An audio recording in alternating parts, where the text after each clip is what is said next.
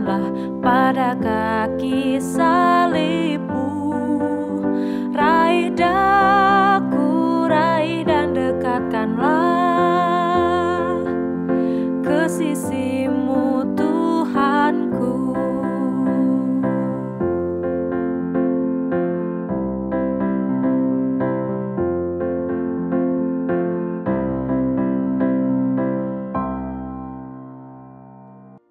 Pemirsa Mimbar Agama Katolik, kalau berbicara mengenai peribadatan dalam gereja Katolik, pastinya kita sering mendengar dengan istilah Ekaristi. Nah, pasti pemirsa Mimbar Agama Katolik juga penasaran sebenarnya makna dan juga cerita dari Ekaristi itu untuk kehidupan kita sehari-hari dan dalam perayaan misa juga seperti apa. Oleh karena itu kita akan membahasnya bersama dengan tema Ekaristi bersama Romo Antonius Yakin Cipta Mulia. Baik Romo, izin untuk bertanya sebenarnya makna dari Ekaristi itu seperti apa sih? Ya, Ekaristi berasal dari bahasa Yunani, Eucharistion, artinya puji syukur. Bagaimana dalam perayaan Ekaristi kita mengungkapkan pujian dan rasa syukur kita atas penyertaan Allah dalam perjalanan hidup kita.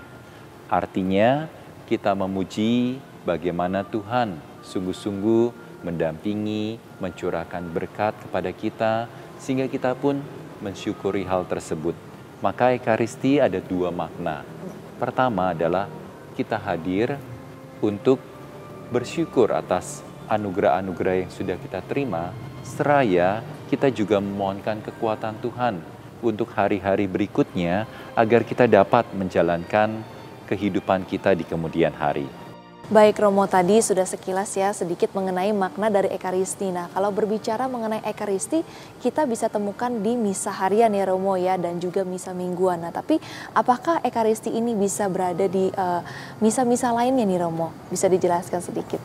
Ya, istilah misa itu berasal dari bagian terakhir dari perayaan Ekaristi. Ite missa es, artinya kamu diutus. Maka kita menggunakan istilah atau mengambil bagian terakhir ite missa es itu sebagai istilah misa. Maka sebenarnya istilah yang paling tepat adalah perayaan Ekaristi tetap. Oke. Berarti perayaan Ekaristi itu di mana saja bisa kita temukan ya Romo? Di semua tempat atau gereja atau dimanapun, yang penting dirayakan oleh bersama dengan seorang imam. Artinya hanya orang-orang yang tertabis dalam level imamat, imam yang bisa merayakan Ekaristi. Artinya tabisan kita kan ada 3 bagian. Ada diakon, ada imam, ada uskup atau episkopal. Nah, yang bisa merayakan Ekaristi adalah seorang imam minimal, seperti itu. Oke, berarti Ekaristi ini hanya bisa dilakukan oleh seorang imam, seorang awam tidak bisa ya Romo ya? Oke, baik Romo, kalau mengenai tata cara Ekaristi itu sendiri seperti apa Romo? Ya, sebagaimana macam-macam doa, ada urut-urutannya ya. Perayaan Ekaristi pun juga memiliki urut-urutan atau tata cara. Pertama ada ritus pembuka, kedua ada liturgi sabda, ketiga ada liturgi Ekaristi, dan keempat ritus penutup. Seperti itu. Jadi dengan rangkaiannya sebegitu banyaknya itu adalah satu rangkaian Ekaristi ya. Baik pemirsa Mimbar Agama Katolik, kita masih akan membahasnya lebih jauh lagi mengenai Ekaristi, yaitu ada hosti dan juga anggur yang ada di dalam perayaan Ekaristi. Tapi setelah jeda yang berikut ini, tetap di Mimbar Agama Katolik. Bacaan dari surat pertama Rasul Paulus kepada jemaat di Korintus. Sebab apa yang telah kuteruskan kepadamu, telah aku terima dari Tuhan, yaitu bahwa Tuhan Yesus pada malam waktu ia diserahkan, mengambil roti, dan sesudah itu ia mengucap syukur atasnya. Ia memecah-mecahkannya dan berkata, "Inilah tubuhku yang diserahkan bagi kamu.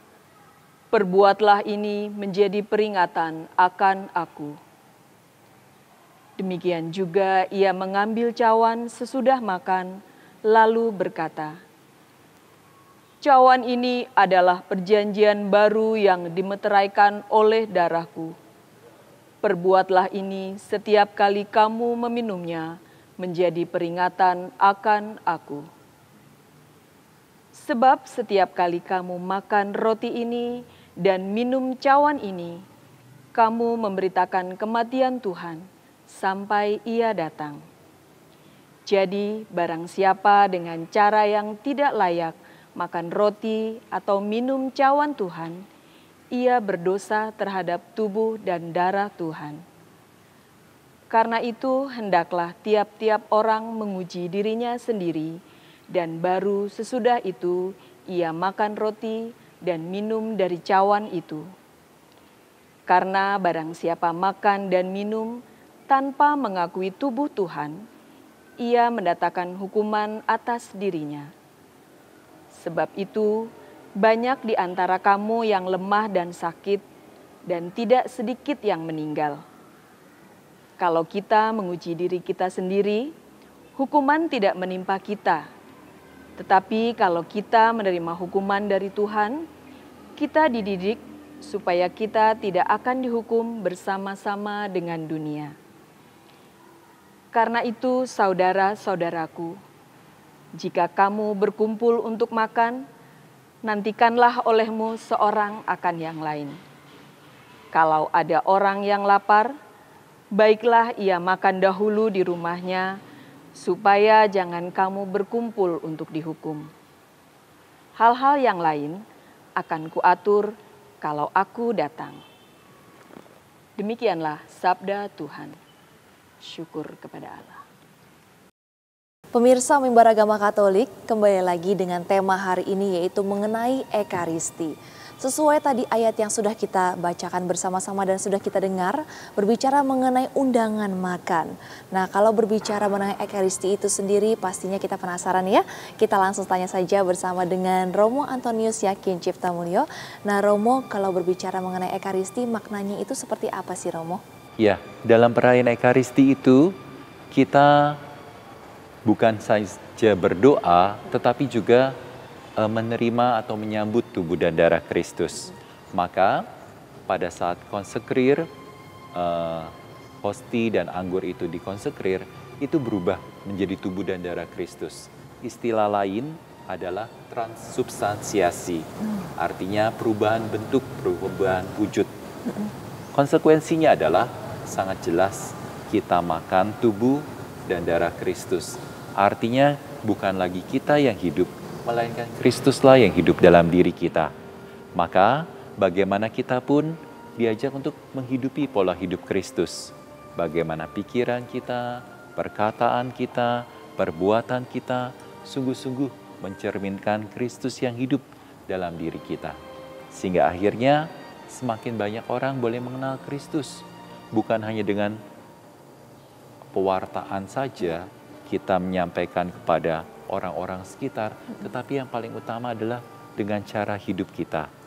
Sehingga akhirnya orang-orang pun mengenal bahwa ada Kristus yang sungguh-sungguh hadir, Kristus yang sungguh-sungguh menjiwai dan menghidupi segala tingkah laku dan sikap kita sehari-hari. Seperti itu. Romo, wah luar biasa sekali ya bahwa ternyata kita menerima tubuh dan darah Kristus itu supaya kita semakin serupa dengan Yesus ya.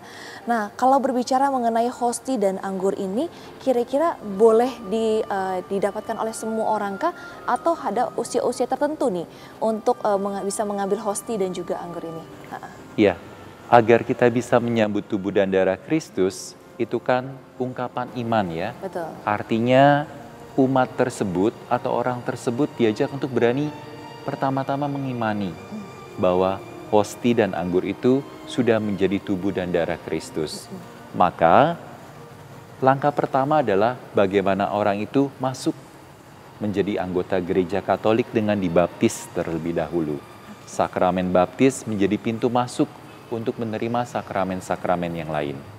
Tetapi baptisan saja tidak cukup, tetapi harus mendapatkan katekese atau pengajaran. Sehingga akhirnya pada saat dia menyambut tubuh dan darah Kristus, dia sadar yang disambut bukanlah makanan biasa atau minuman biasa, tetapi itu adalah sungguh-sungguh tubuh dan sungguh-sungguh darah Kristus. Sehingga akhirnya setelah menerima sakramen baptis, ada juga masa katekumen atau komuni pertama yang dijalankan oleh anak-anak biasa sekitar umur 10 tahun. Sehingga harapannya pada saat mereka menyambut tubuh dan darah Kristus, mereka paham apa sih yang disambut. Dari paham itu, dari pengertian itu, mereka akhirnya pelan-pelan maju satu tahap bisa mengimani apa yang mereka sambut. Dan akhirnya iman tersebut dapat berbuah dalam tadi pikiran, perkataan, tingkah laku, perbuatan sehari-hari. Oke, baik Romo. Jadi untuk bisa mengikuti Ekaristi ini, untuk bisa menerima tubuh dan darah Kristus harus umat agama Katolik yang sudah dibaptis ya, dan juga sudah mengikuti komuni pertama. Nah Romo, kalau berbicara mengenai masa-masa pandemi ya, seperti masa pandemi kemarin banyak sekali misa yang dilakukan dengan online. Nah apakah misa offline dan online ini sama nih Romo? Bagaimana pendapatnya nih Romo? Perayaan Ekaristi sebaiknya memang tetap dilakukan secara offline. Perayaan Ekaristi online ya sudah diperkenankan bagi orang-orang yang memang kesulitan untuk hadir ke gereja. Mungkin karena sakit ataupun karena sedang isolasi mandiri. Maka perayaan Ekaristi online itu sifatnya hanya eksidental, tergantung dengan kebutuhan orang tersebut. Tetap yang namanya Ekaristi perlu dibutuhkan kehadiran real, kehadiran nyata, sehingga akhirnya perjumpaan tersebut sungguh-sungguh bisa menyadarkan kita akan kebersamaan kita sebagai satu kesatuan umat Allah. Maka diharapkan melalui perayaan Ekaristi offline, kita pun bisa merayakan puji dan syukur tersebut bersama-sama dengan umat yang hadir di gereja.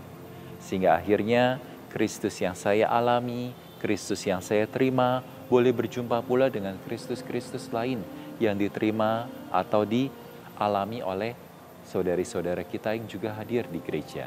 Seperti itu. Baik Romo, jadi disarankan untuk mengikuti perayaan Ekaristi secara offline ya Romo ya. Oleh karena itu pemirsa Mimbar Agama Katolik, setelah ini akan ada pengalaman iman yang merasakan keindahan dari perayaan Ekaristi bersama dengan salah seorang narasumber kita. Tapi setelah jeda yang berikut ini ya, tetap di Mimbar Agama Katolik. Pemirsa Mimbar Agama Katolik masih dengan tema Ekaristi sebagai rangkaian dari peribadatan dalam Gereja Katolik. Kali ini kita telah kedatangan seorang narasumber juga yang akan memberikan pengalaman imannya dalam merayakan perayaan Ekaristi, yaitu ada Ibu Vincenza Luciong. Baik, silahkan Ibu. Iya, baik Ibu. Nah, kalau berbicara mengenai Ekaristi, pastinya kita sebagai umat agama Katolik sudah merasakan ya bagaimana kehadiran Yesus Kristus di dalam perayaan misa, perayaan Ekaristi sehari-hari. Nah, tapi bagaimana dengan pengalaman iman dari Ibu Lucy sendiri? Baik, terima kasih ya, Romo, Kak Yesi. Pengalaman dari saya adalah kebetulan saya itu dibaptis setelah dewasa. Jadi pada saat pengajaran iman Katolik yang saya terima, terus terang yang saya agak susah untuk menerima itu adalah pada saat komuni yang saya sambut itu adalah sungguh-sungguh tubuh dan darah Kristus. Nah, tapi pada saat itu saya berusaha untuk mengimani dan tetap setia melaksanakan perayaan Ekaristi setiap minggu. Kemudian saya berusaha untuk rutin mengikutinya, sehingga kalau sampai saya berhalangan itu saya merasa ada kerinduan gitu untuk menyambut tubuh dan darah Kristus itu sendiri. Kemudian pada saat saya punya anak, pada saat dia sudah harus menyambut komuni pertama, nah saya pikir itu juga tugas orang tua ya, untuk mengajarkan kepada anak juga bahwa bagaimana sikap dia pada saat mengikuti perayaan Ekaristi, kemudian bagaimana dia harus berpakaian yang sopan, rapi pada saat mengikuti misa di gereja, tidak mengerjakan hal-hal yang lain. Nah itu memang suatu tantangan juga. Sampai saat ini puji Tuhan saya bisa menjalaninya. Nah tantangan yang terbesar adalah pada saat kita menghadapi pandemi. Saat itu kan misa secara offline tidak diizinkan, jadi kita misa online. Nah anak-anak waktu itu anak saya umur sudah dewasa ya, jadi sudah remaja. Jadi memang dia agak kesulitan untuk diberitahu karena kan misa online itu santai sekali. Betul. Jadi bisa di mana saja, Iya. di dalam ruangan mungkin. Nah, tapi pada saat itu saya tetap konsisten dengan suami berusaha untuk memberi pemahaman kepada dia bahwa pada saat kita menghadiri, Tuhan akan hadir di rumah kita dalam bentuk perayaan Ekaristi. Kan biasanya kita yang ke rumah Tuhan. Betul. Sekarang Tuhan yang akan hadir, jadi kita harus prepare, kita harus menyambut tamu itu dengan sepantasnya. Seperti mulai dari berpakaian, mulai dari berbusana yang pantas, kemudian menjaga sikap, mempersiapkan diri, jadi tidak sekedar seperti nonton. Ya. Nah, itu mungkin yang bisa saya bagikan. Nah, sampai sekarang ini anak saya kuliah ya, dia udah di luar kota dan dia kos. Puji Tuhan dia mempunyai kerinduan yang sama, jadi setiap minggu dia juga mengikuti perayaan Ekaristi yang dekat dengan kosnya. Mungkin itu yang bisa saya bagikan. Luar biasa sekali ya pemirsa Mimbar Agama Katolik, bahwa ternyata perayaan Ekaristi ini bisa memunculkan rasa kerinduan ya, kerinduan tersendiri di dalam setiap hati dari umat agama Katolik. Nah, bagaimana kalau menurut pendapatnya Romo nih ya, mengenai perayaan Ekaristi yang bisa memunculkan rasa kerinduan? Apakah memang ada rasa rindu itu atau mungkin semata-mata hanya sebuah kebiasaan saja jadinya? Gimana pendapatnya Romo? Ya, ada istilah dalam bahasa Jawa, cinta itu tumbuh karena biasa. Oke. Ya, bahasa Jawanya saya nggak bisa ngomongnya gitu ya. Witing tresno jalanan songko kirino. Nah, itu maksudnya. Artinya mungkin awalnya dari sebuah kebiasaan. Mungkin bahkan sebelum kebiasaan itu kewajiban. Seakan-akan seorang anak diwajibkan untuk ikut Ekaristi. Sama seperti anak diwajibkan untuk sekolah. Awalnya mungkin terpaksa, tapi dalam perjalanan akhirnya itu menjadi sebuah kebiasaan. Rutinitas yang terus coba dihidupi. Sampai satu titik kita pun akan merasakan kerinduan.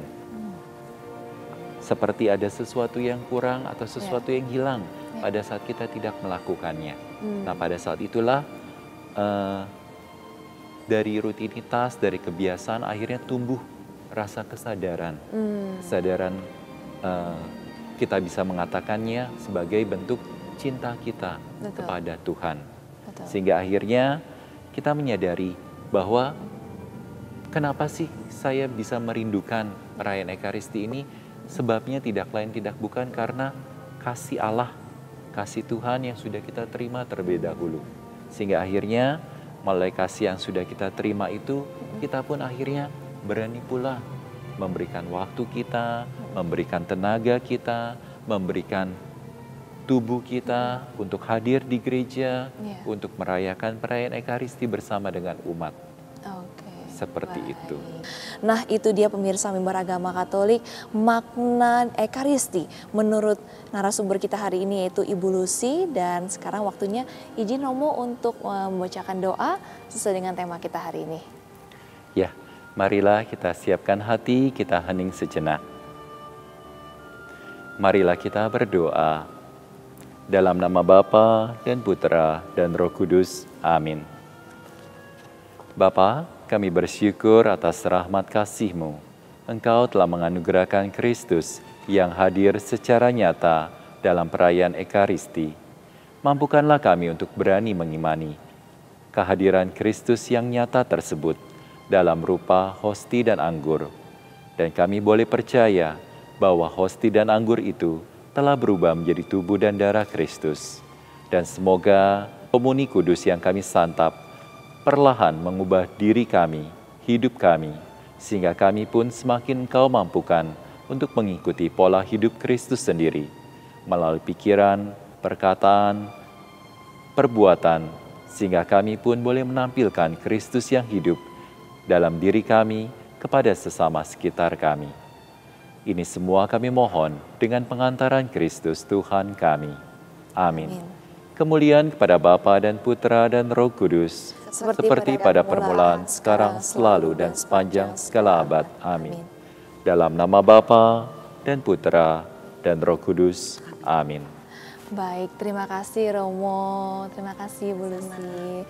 Pemirsa Mimbar Agama Katolik, tadi sudah kita dengarkan bersama dengan tema Ekaristi sebagai rangkaian dari peribadatan dalam Gereja Katolik. Tadi sudah kita dengarkan bahwa ternyata Ekaristi adalah makna yang begitu dalam. Oleh karena itu, saya Jessie Wong pamit undur diri. Sampai jumpa di Mimbar Agama Katolik berikutnya.